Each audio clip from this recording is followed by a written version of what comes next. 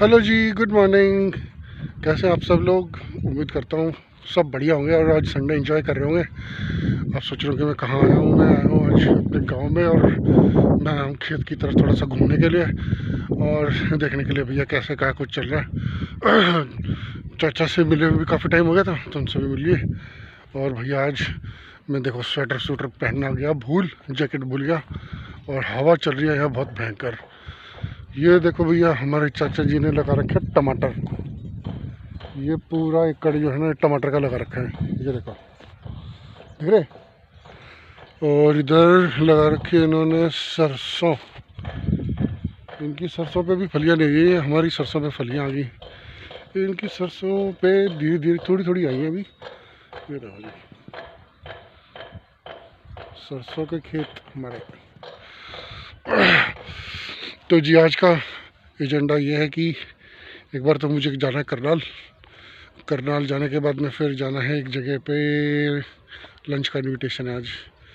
आजकल बड़े इनविटेशन आ रखे हैं मुझे समझ भी नहीं आ रहा किसके घर जाऊं किसके घर नहीं जाऊं। तो आप लोगों ने, जो लोग हरियाणा से हैं वो लोग तो समझते हैं बिटोड़ा क्या होता है। तो यहाँ पे हम लोगों ने बिटोड़ा भी बना रखा है। बिटोड़ा होता है जो भैंस के उपले होते हैं, उसको स्टोर करने की जगह होती है। जिन्होंने नहीं देखा ये दिखाओ, मैं दिखाता हूँ आपको। ये है जी, ये पड़ा गोबर, ये सामने गोबर है, गोबर का ढेर जो हमारी भैंस है उनका किया गया काम। और वो सामने पड़े हैं उपले। और ये जो आप दिख रहे हैं ये है बिटोड़ा।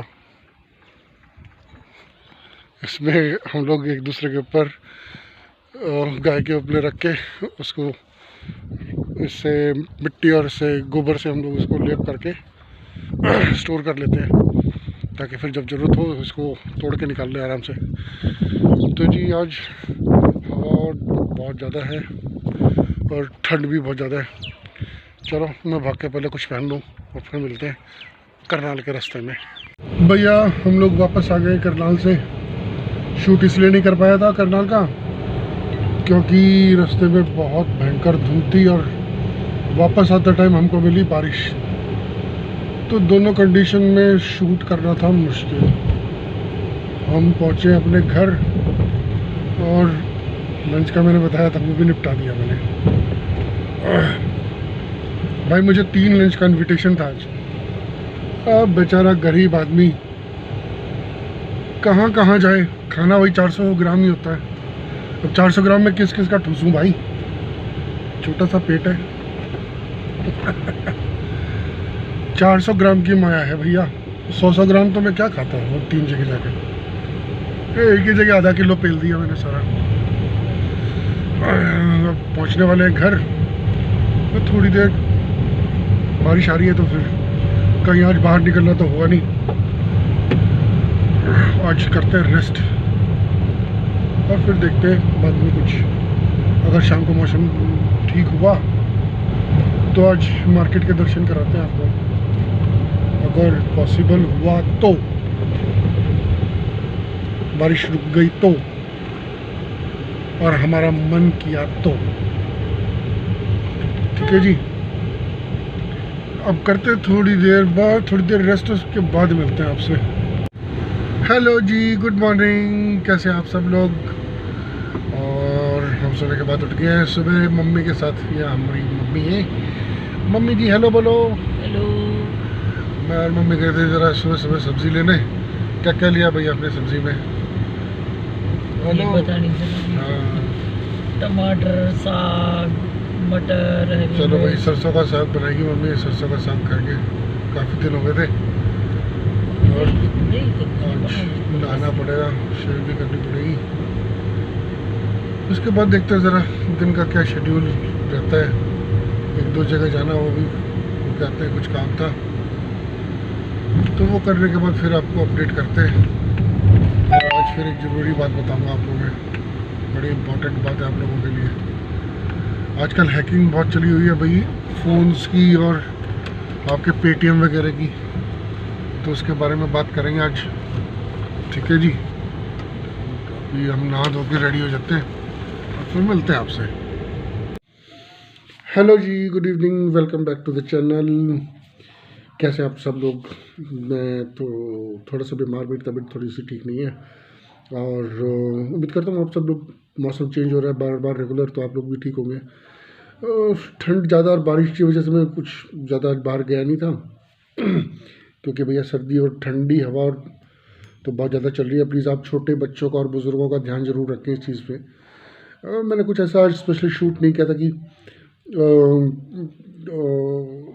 क्योंकि मैं बाहर कहीं गया नहीं था। मैं बेसिकली एक थोड़ी सी बात करना चाह रहा था आप लोगों से। अरे यार, ये मेरे बालों ने परेशान कर रखा है, तो इतने लंबे हो गए ना। तो मैं बात ये करना चाह रहा था कि जो 29 जनवरी को ऑस्ट्रेलिया में हुआ है, ऑस्ट्रेलिया में क्या हुआ है, हमारे देश के झंडे का अपमान हुआ है। इंसिडेंट ये था कि 29 जनवरी को इंडियन सिख फॉर जस्टिस नाम के एक खालिस्तानी संगठन, जिसको इंडिया ने बैन कर दिया है इंडिया के अंदर, उसने एक रेफरेंडम ऑर्गेनाइज किया था। रेफरेंडम शायद आप में से सब लोग जानते हैं, जिनको नहीं मालूम तो एक हिंदी में इसको बोलते हैं रायशुमारी। उसमें क्या होता है कि जिस तरह के अपने इलेक्शंस होते हैं वैसे ही एक रेफरेंडम होता है, जिसको गवर्नमेंट का सपोर्ट नहीं था और किसी भी तरीके की इंफॉर्मेशन जो ऑस्ट्रेलियन गवर्नमेंट को चाहिए थी वो नहीं थी। वो दैट वाज अनऑर्गेनाइज्ड।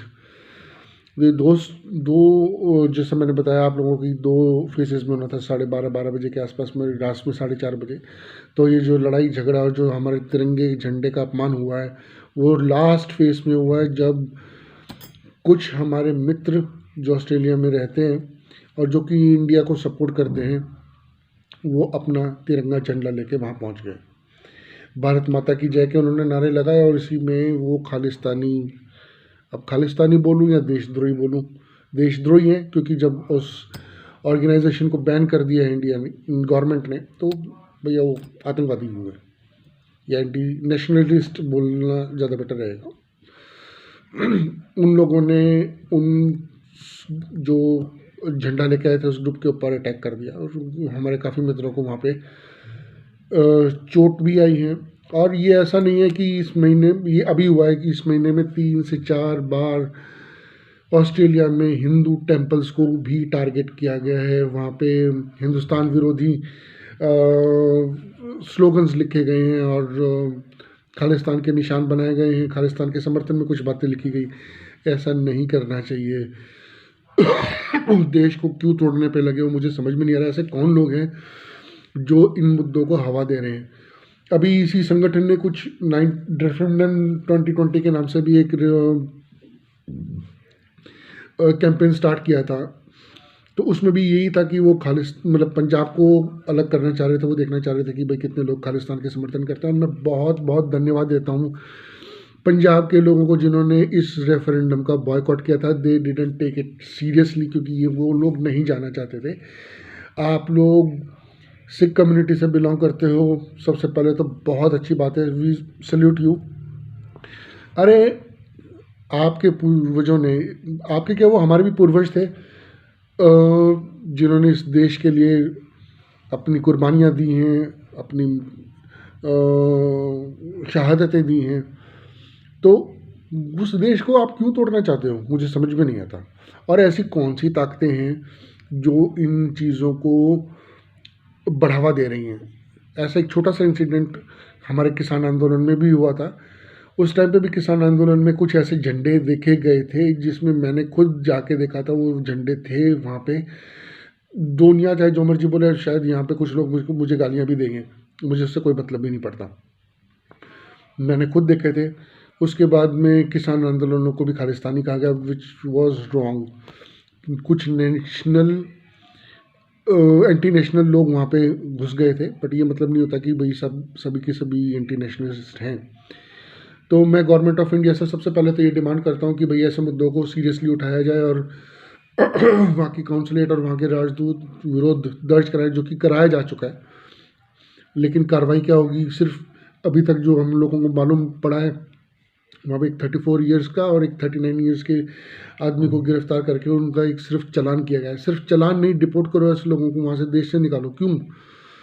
हमारी इंडियन कम्युनिटी में फूट डालने का काम कर रहे हैं।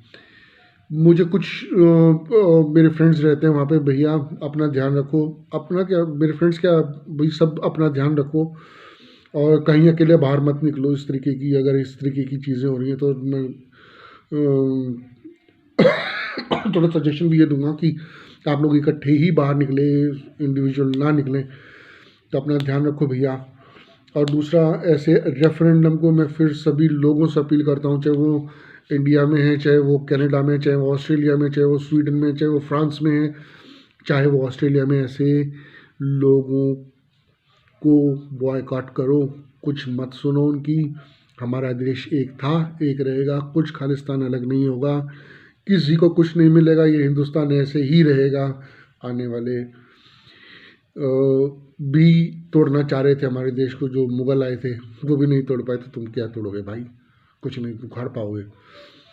तो भैया हम देश के झंडे का अपमान नहीं सहेंगे। हम लोग गवर्नमेंट से फिर से अपील करते हैं कि ऐसे लोगों को पकड़ा जाए, ऐसे लोगों का बॉयकॉट किया जाए सोशली, जो इस तरीके की चीज़ें और जो इस तरीके का मुद्दा उठा रहे हैं, लोगों को भड़का रहे हैं। हम लोगों को 1984 ऑपरेशन ब्लू स्टार दोबारा नहीं चाहिए। इंडिया एक बढ़ता हुआ देश है भैया, इसको बढ़ाओ आगे, ये छोटी छोटी बातें मत करो, ठीक है जी। मेरा गला थोड़ा सा ख़राब था तो मैं ज़्यादा बोल नहीं पाऊँगा। मिलते हैं अगले व्लॉग में। और प्लीज़ भैया मैं बहुत रिक्वेस्ट कर रहा हूँ आप लोगों से कि जो लोग नए हैं प्लीज़ चैनल सब्सक्राइब कर दो, लाइक कर दो, शेयर कर दो, कमेंट कर दो। जो हमारी 160 लोगों की फैमिली है भाई, प्लीज़ आप लोग भी हमारा चैनल सब्सक्राइब तो आप लोगों ने कर ही दिया, लाइक और कमेंट भी कर दो, प्लीज़ साथ के साथ शेयर भी कर दो, ताकि हमारी फैमिली बढ़े और हम और अच्छे से अच्छे कंटेंट भी लेके आएँ। Thank you so much, good night.